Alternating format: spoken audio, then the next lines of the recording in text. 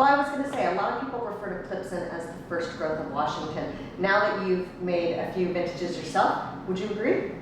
Absolutely. There's no other property that I can think of up here that kind of fits that criteria. There's other wineries that are well known, but they don't necessarily control their own fruit, and they may blend fruit from lots of different vineyards to get that wine. And so, you know, kind of the definition of a first growth is, at least what we normally think of, is a property that's estate. And so this is an opportunity in Washington to develop that concept, because it's an iconic vineyard that everybody in Washington knows, and we're hoping that we can introduce that to people in other states as well, that they'll realize that there's a there when they get a chance to taste the wine. Well, and with the cost of land being a lot less here, you can get first growth quality at a much lower price than you can from maybe Napa or Bordeaux. Well, you know, I suppose that's true.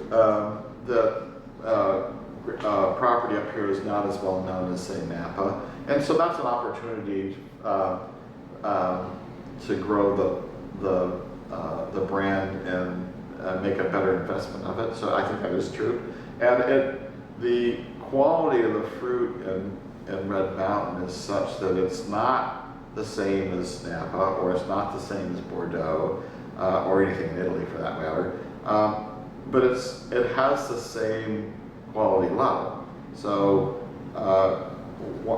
Cabernets from Washington tend to be a little herbal like Bordeaux, and a lot of fruit like California.